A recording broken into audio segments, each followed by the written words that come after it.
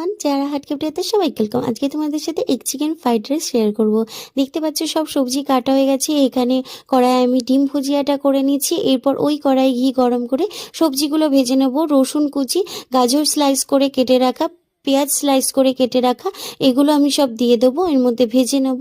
ভাজা হয়ে গেছে, চিকেনটা অ্যাড করে দেবো। চিকেনটা দিয়ে দেওয়ার কিছুক্ষণ ভেজে আদা রসুন অ্যাড করে দেবো। তো এটাকে ভালো করে ভেজে নিয়ে আমি এর মধ্যে অ্যাড করব হচ্ছে স্লাইস করে রাখা ক্যাপসিকাম আর হচ্ছে বাঁধাকপি কুচোনো। তো এটাকে ভালো করে ভেজে নেব। ভেজে নিয়ে আমি সয়া সস অ্যাড করে দেবো। তারপর এটাকে ভালো করে ভেজে নিয়ে আমি এর মধ্যে অ্যাড করব স্টিম রাইস। স্টিম রাইস দিয়ে দেওয়ার পর এগ ভুজিয়া যেটা করে গেছিলাম সেটা দেবো, আর হচ্ছে টমেটো সস। ভালো করে মিশিয়ে নিলেই ready egg chicken fried rice. Like comment share অবশ্যই করে দিও। চ্যানেলটাকে সাবস্ক্রাইব করতে ভুলো না। আজকে